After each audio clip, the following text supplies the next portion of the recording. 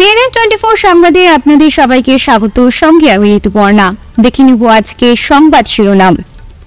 রাজ্যে নতুন করে আরো 20 লক্ষ মহিলাকে অরুণোদয় ও 6 লক্ষ পরিবারকে নতুন রেশন কার্ড বিতরণ করা হবে, ঘোষণা মুখ্যমন্ত্রী হিমন্তর। শিলচর ডিভিশনাল ফরেস্ট কার্যালয়ে অমৃত বৃক্ষ আন্দোলন কার্যসূচির সূচনা। শিলচর মেডিকেল রোডে বিশাল বিশাল গর্ত, সংস্কারের অভাবে সড়ক যেন মরণ ফাঁদে পরিণত। ছোটিলাল স্কুলের জমি জবরদখলের অভিযোগ স্থানীয় বাসিন্দার বিরুদ্ধে। এবার সংবাদ বিস্তারিত। রাজ্যে নতুন করে আরো 20 লক্ষ মহিলাকে অরুণোদয় দেওয়া হবে, কথা ঘোষণা করেন মুখ্যমন্ত্রী ডক্টর হিমন্ত বিশ্ব শর্মা। রাজ্যে নতুন করে আরো 20 লক্ষ মহিলাকে অরুণোদয় দেওয়া হবে। এছাড়া 6 লক্ষ নতুন রেশন কার্ড বিতরণ করা হবে। বুধবার রাজ্য মন্ত্রিসভার বৈঠকের পর এক সাংবাদিক সম্মেলনে একথা ঘোষণা করলেন মুখ্যমন্ত্রী ডক্টর হিমন্ত বিশ্ব শর্মা। সংবাদ সম্মেলনে বেশ কিছু গুরুত্বপূর্ণ সিদ্ধান্ত ঘোষণা করেন মুখ্যমন্ত্রী। এবার 20 লক্ষ নতুন মহিলা অরুণোদয় প্রকল্প থেকে উপকৃত হতে চলেছেন। তিনি বলেন, রাজ্য মন্ত্রিসভার বৈঠকে তিনি এই সিদ্ধান্ত নিয়েছেন। অরুণোদয় 3.0 সেপ্টেম্বর থেকে চালু হবে।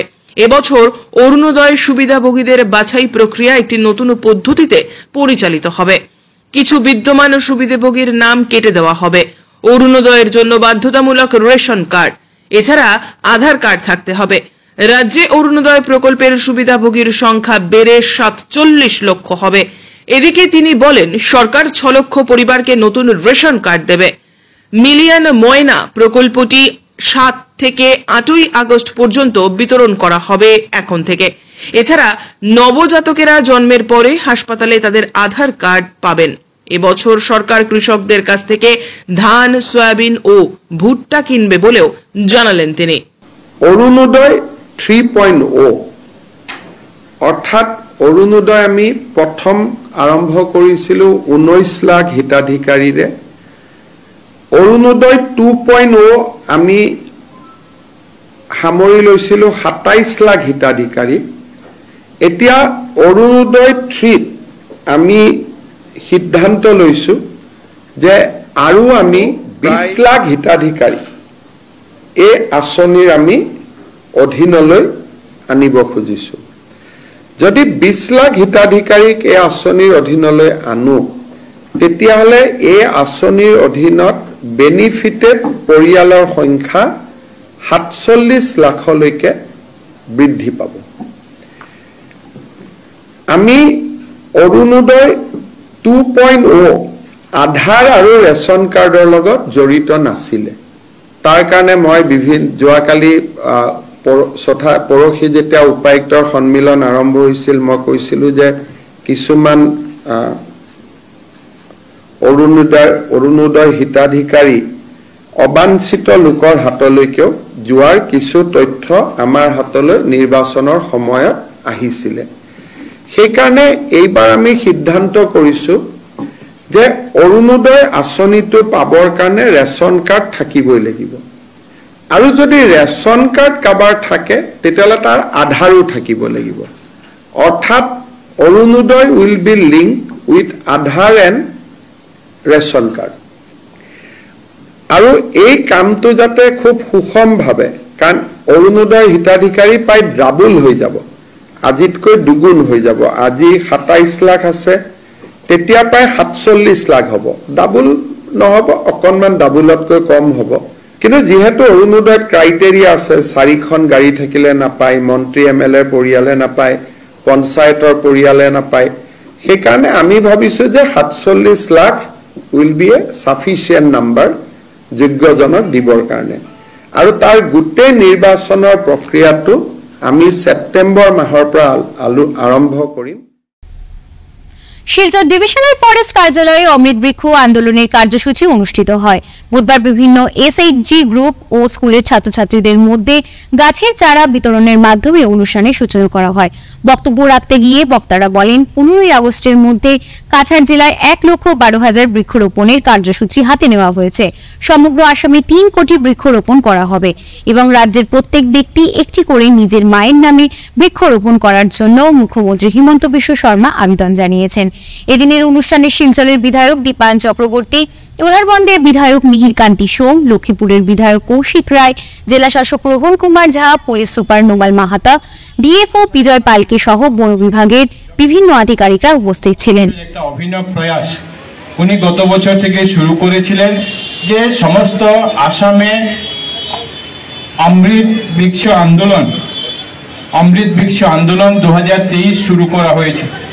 আর তার অঙ্গ হিসাবে গত বছর 17 সেপ্টেম্বর যে দিনটি ভারতবর্ষের মাননীয় প্রধানমন্ত্রী নরেন্দ্র মোদীজির জন্মদিন ছিল, সেদিন থেকে শুরু করে 2 অক্টোবর মহাত্মা গান্ধীজির জন্মদিন পর্যন্ত 15 দিনের এক কার্যসূচি নেওয়া হয়েছিল, যেখানে আসাম সরকারের উদ্যোগে বিভিন্ন সংগঠন, বিভিন্ন স্বেচ্ছাসেবী সংগঠন, বিভিন্ন সরকারি বিভাগের মাধ্যমে এবং ব্যক্তিগতভাবেও প্রায় 1 লক্ষ বৃক্ষরোপণ করা হয়েছিল এবং যেটা সফল বলে আমরা আজকের দিনে বলতে পারি। বছর গত 2 মাস থেকে উনি এই বছর টার্গেট নিয়েছেন যে আমরা এবার আসামে 3 লক্ষ বৃক্ষরোপণ আমরা করব।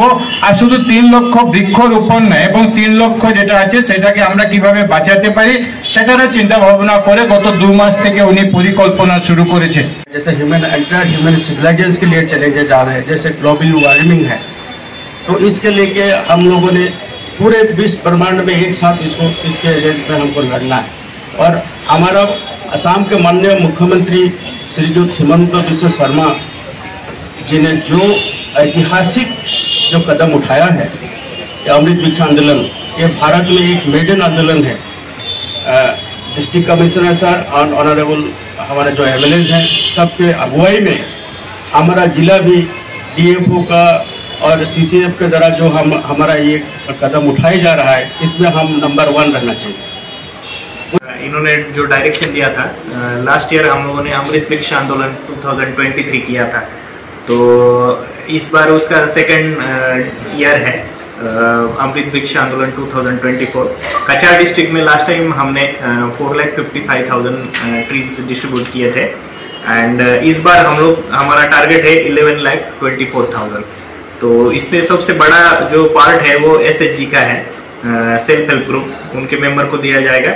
एंड उसके बाद स्कूल एजुकेशन जो है, स्कूल, कॉलेज, यूनिवर्सिटी, सबको हम लोग देंगे। आंगनवाड़ी, डिस्ट्रिक्ट पुलिस, बटालियन, बाकी सबको देंगे। बाकी जो भी गवर्नमेंट ऑफिसर या फिर नॉर्मल सिटीजन भी अगर रजिस्टर करता है तो उनको वो पेड़ मिलेगा। एंड इस बार हम लोगों के पास 2 नर्सरी है, एक स्मितनगर और एक उधरबन, तो वहाँ पे 4 लाख हम लेंगे ने एक नर्सरी में बनाया, तो 8 लाख टोटल हमारे पास है अभी। लेकिन जो 1124 है हमारा एक करीमगंज में कलाइन साइड में बोरथल नाम का नर्सरी है, वहाँ से भी हम लोग लेंगे। तो ऐसे हम लोग 11,24,000 कवर करेंगे। बताया था कि जो डिस्ट्रीब्यूशन जो बेनिफिशियरी मिलेगा उसका ये रिस्पॉन्सिबिलिटी उसको प्रोटेक्ट करने का। जब वो बढ़ेगा तो हमसे कोई काटने का परमिशन नहीं चाहिए, तो it is responsibility of the citizen. जैसे कि मेरी लाइफ पे एक पोर्टल बना है, इसमें एक पेड़ माँ के नाम जो हमारे ऑनरेबल प्राइम मिनिस्टर है उनका एक डायरेक्शन है, तो ये रिस्पॉन्सिबिलिटी उस बेनिफिशियरी का है, उसका प्रोटेक्शन। ন্যাশনাল হাইওয়ে পয়েন্ট থেকে শিলচর মেডিকেল কলেজ পর্যন্ত রোড সংস্কারের অভাবে রাস্তা যেন মরণ ফাঁদে পরিণত হয়েছে। তবুও ঝুঁকি নিয়ে জনগণ চলাচল করছেন। বেশ কয়েকটি স্থানে বিশাল বিশাল গর্তের সৃষ্টি হয়েছে। সড়কের লিংক রোডের সামনে এলাকা এবং মেহেরপুর পেট্রোল পাম্পের সামনের গর্তগুলো দীর্ঘদিন থেকে সংস্কার না হওয়ায় চলাচলের অনুপযোগী হয়ে পড়ায় ক্ষতিগ্রস্ত হচ্ছে ছোট বড় গাড়ি। এতে প্রায় সময় দুর্ঘটনার কবলে পড়ছেন পথচারী ও যাত্রীরা। প্রতিদিন হাজার হাজার রোগী ও পরিবারের লোকেরা এই সড়ক হয়ে যাতায়াত করেন। এ ব্যাপারে ভুক্তভোগী জনগণ জেলা কমিশনার রোহন কুমার ঝার দৃষ্টি আকর্ষণ করেছেন। তুলাপট্টি ছোটলাল হিন্দি পাঠশালার একাংশ জমি স্থানীয় বাসিন্দা মলয় ভট্টাচার্য এবং তার ভাই দখল করে অট্টালিকা গড়ে তুলেছেন বলে অভিযোগ বিদ্যালয়ের প্রধান শিক্ষিকা সহ অন্যান্য শিক্ষকদের। তারা জানান 2021 সালের ফেব্রুয়ারি মাস থেকে বিভিন্ন সরকারি কার্যালয়ে এ ব্যাপারে অভিযোগ জানালেও কোনো কাজ হয়নি। শেষমেশ জেলা শাসকের নির্দেশে বুধবার জমি জরিপ করতে উপস্থিত হন ভূবাসন বিভাগের আধিকারিকরা। তবে তারা বিদ্যালয় কর্তৃপক্ষের কাছে পর্যাপ্ত নথি না পেয়ে এদিন জরিপ না করেই ফিরে যান। বিভাগের কর্মীরা জানান, বিদ্যালয়ের তরফে যে কাগজপত্র দেখানো হয়েছে সেগুলো পুরনো। দ্বিতীয় জরিপের ডাক পাট্টা নম্বর না পাওয়ার জন্য জরিপ প্রক্রিয়া সম্পন্ন করা যায়নি।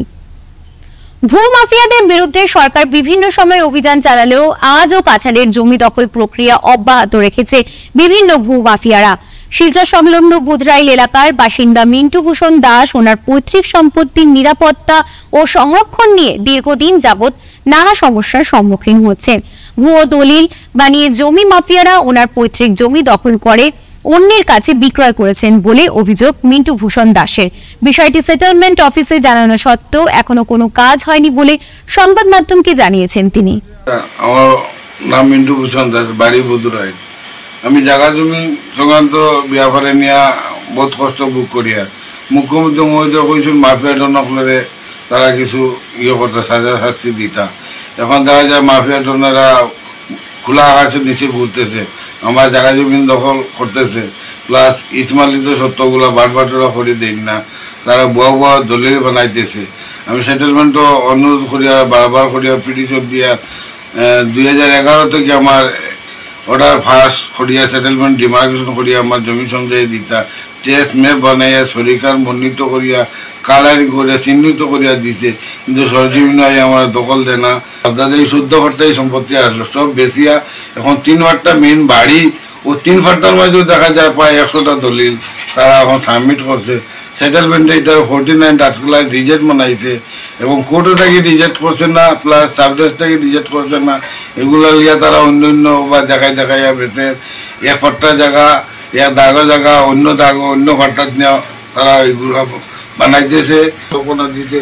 আমি আদালত বিচার প্রাপ্তি আছে, এটা 189 শুদ্ধ একটা টাইটেল চলতেছে, এটা এগেন্স পার্টি আমরা ভাবা জমিন এটা নিয়ে করছে। বর্তমানে আমি সেটেলমেন্ট পিটিশন দিয়ে প্রাপ্তি আছি, প্লাস ডিসির অফিসে এটা 107 আছে। তারা আমার বহুত স্ট্যাটিস্টিক দেখে রাস্তাঘাটে মারবো, তারা সবসময় মদ সব খাইয়া মানে বহুত পার্টি নিয়ে আড্ডা মারিয়ে মারবার লাগে বহুত চেষ্টা করছে, আগে আরো করছে। আমার এগেছে যে সাক্ষী দেয় এরাও মারপিট করে। আমি প্রশাসনকে চাই আর এটা মাফিয়া ডন যারা তারা যাতে সাজা শাস্তি হয়, তার প্রতি যাতে খেয়াল হয় যে প্রশাসনের যে আমি ন্যায় বিচারটা সামনে পাইতাম। আর আমার এই ইসমাইলিত সত্যটা আমি বাপদাদাই সম্পত্তি আমি সামনে পাইতাম, ওটা আমি প্রশাসনের কাছে বিনোদ। আসাম বিশ্ববিদ্যালয়ের বিভিন্ন অনিয়ম ও দুর্নীতির বিরুদ্ধে সোচ্চার হওয়ার পাশাপাশি কাটিগড়া সার্কেল কার্যালয়ের সামনে এক প্রতিবাদী ধর্ণা কার্যসূচি রূপায়ণ করল ছাত্র সংগঠন NSUI কাটিগড়া সমষ্টি লেভেল কমিটি। বৃহস্পতিবার সকাল 10টা থেকে দুপুর 2টো পর্যন্ত কাটিগড়া সহ বরাক উপত্যকার বিভিন্ন কলেজে স্নাতক স্তরের পাঠরত ছাত্রছাত্রীদের নিয়ে প্রতিবাদী ধর্ণা কার্যসূচি রূপায়ণ করেন সংগঠনের কর্মকর্তারা।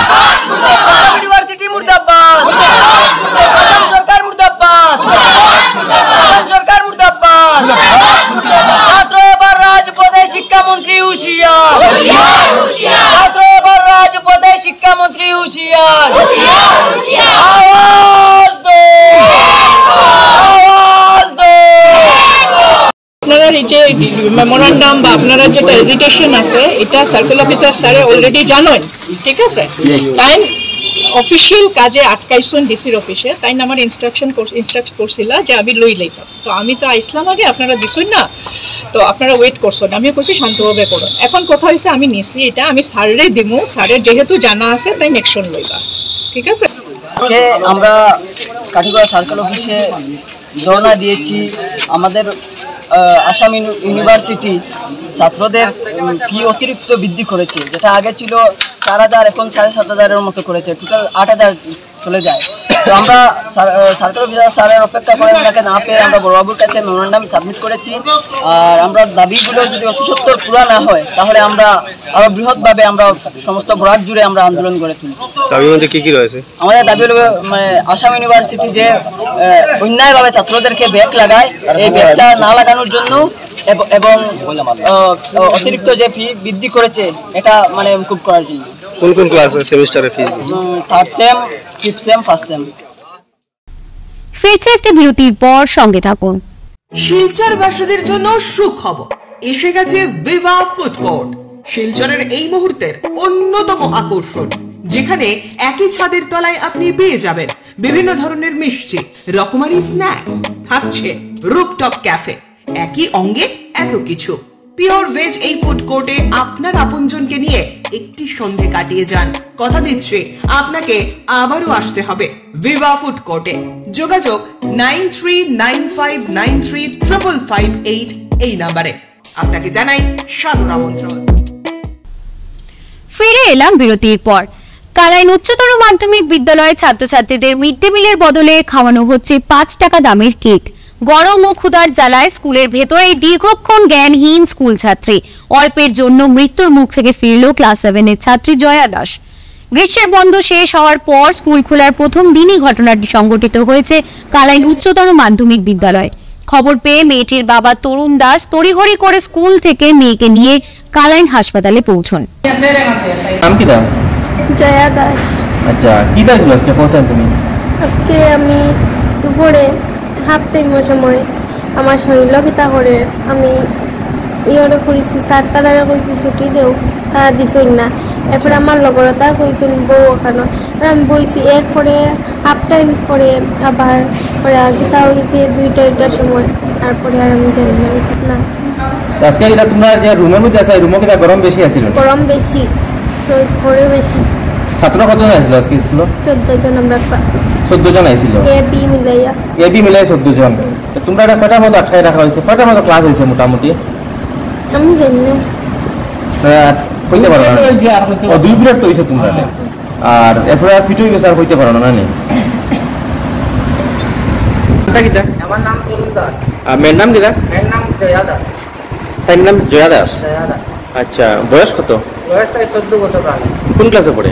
এই তো ঘটনাটা কি দেখো? ঘটনাটা ওই যে আমি বাড়ির দুপুরের টাইমে বাদ তাইয়া তখন আমার পাশের বাড়ির তাই লগর 2টা মেয়ে গেছে গিয়া কইছে, কাকু তোমরা মানুষের ওরকম হয়ে গেছে, তাই ফিরিটো ট্রেনজিট পড়ার দাদুক লাগে গেছে খবর, তাইলে গিয়ে আনো। আমি দৌড়ে যাইছি, আইয়া দেখে ঠিকও আমার মেয়ে ট্রেনজিট ছড়ি রয়েছে। আর মাস্টার তখন তোরা 3:30 উঠে। আচ্ছা, 3:30। কোন স্কুলে পড়ে? তাই হায়ার সেকেন্ডারি, কালাই হায়ার সেকেন্ডারি। আচ্ছা, আমি দৌড়ে গেছি, যাওয়ার পরে যা দেখি আমার মেয়ে পড়ে রয়েছে। আমি তাই রাত ধরে টানিয়েও দেখি মেয়ে কথাও হয় না, তবু উল্টে গেছে। তখন আমি আর তাই ফটাফট উঠে খান্দ লই লিখছি। আর ম্যাডামেরা কই যা তোমার মেয়ে আমি কই আর হয় আমার মেয়ে বলে, তাই আগে এরকম হয়েছিল বলে না, তাই তো আগে এরকম কোনোদিন হয়েছে না। ছুটির পরে গিয়ে তোমারে হয়েছে? ছুটির একটু আগে গেছে ছাত্র, তাই আইতে সময় দেখা ছুটি হয়ে গেছে। আচ্ছা, তারা বাইরে গেছে। আচ্ছা, তারপরে তো আমি তাইলে রাস্তা টানিয়ে তাইলে গাড়ি করে মাথার জল দেওয়ার লাগে একটা ছেলেরে কইছে একটু জল দিতে পারলাম, তাই মাথার ছেলেটা ব্যাগ ট্যাগ বাইরে জল। আর এর আগে তাই জল দেওয়া হয়েছে না? জল টাকা করে দিতে আমি দেখছি না মাথায় জল আছে। আচ্ছা, কোনো ট্রিটমেন্টটা কিছু করানো হয়েছে না? স্কুলের প্রিন্সিপাল আসিল নাকি? না, প্রিন্সিপাল তো আসিল, তাই অফিসের কিটা লেগে দিলা দেখি। আর আমি তাই না কিছু দেখাশোনা করছেন না? সরকার ভাগা দিয়ে দেখি তাই না আসো। আচ্ছা, তাই না সতীশ করি একটা সুবিধা আছে না? আচ্ছা, সতীশের চেয়ার একটা ইটা মারি ফেলাই আর ওদিকে আটে ফেলে তারপরে সতীশটা একটা অটো দেখিয়ে দেন না, আর এটা খেয়াল। আচ্ছা, হসপিটাল আপনার ডাক্তারে কিতা কইছে? আনার পরে ডাক্তারে হইতে আরো আধা ঘন্টা পরে আনলে তো তাই অবস্থা সিরিয়াস আছিল। ওই যখন সিরিয়াস আছিল অবস্থা, প্রেসক্রিপশন দেবেন, রেফার দিলে। ভারতীয় নাগরিক হিসেবে রায়দানের দীর্ঘ প্রায় 10 বছর পর ভোটার কার্ড পেলেন কাটিগড়ার অঞ্জলি রায়। কাটিগড়ার বাসিন্দা অর্জুন নমশূদ্রের নাম হয়তো আমাদের সবার মনে আছে। 2012 সালে ডি ভোটার নোটিশ আসার পর আতঙ্কগ্রস্ত হয়ে তিনি আত্মহত্যা করেছিলেন এবং পরবর্তীতে সেই একই সালে ওনার বড় বোন অঞ্জলি রায়ের নামেও ডি ভোটার নোটিশ পাঠানো হয়। কিন্তু পরিবারের লোকেরা তাকে বোঝানোর পর অঞ্জলি নির্ভয় হয়ে আইনি লড়াই চালিয়ে যাওয়ার সিদ্ধান্ত নেন। বিশিষ্ট সমাজসেবী কমল চক্রবর্তী অঞ্জলি রায়ের জাজমেন্ট কপি নিয়ে জেলা নির্বাচন কার্যালয়ে গেলে সেখানে তার কোনো নথিপত্র পাননি। পরে অঞ্জলি রায়ের নামে একটি আবেদনপত্র দাখিল করে নতুন ভোটার তালিকা অঞ্জলিকে প্রদান করার জন্য বিভাগকে আবেদন জানান তিনি। বৃহস্পতিবার নির্বাচন কার্যালয়ের কর্মীরা অঞ্জলি রায়কে ভোটার পরিচয়পত্র প্রদান করেন। দিনুরাত নবকিশোর উচ্চতর মাধ্যমিক বালিকা বিদ্যালয় 1921 সালের 1 আগস্ট প্রতিষ্ঠিত হয়। আজ 1 আগস্ট বিদ্যালয়ের 104তম প্রতিষ্ঠা দিবস। এই দিবসকে স্মরণ করতে ছাত্রীরা এক সাংস্কৃতিক অনুষ্ঠানের আয়োজন করে। অধ্যক্ষ ডক্টর অভিজিৎ সাহা স্কুলের পতাকা উত্তোলনের মাধ্যমে অনুষ্ঠানের সূচনা করেন। স্কুলের প্রাক্তনীরা উপস্থিত থেকে গোটা অনুষ্ঠানটি উপভোগ করেন ও স্কুলের উন্নতি কামনা করেন।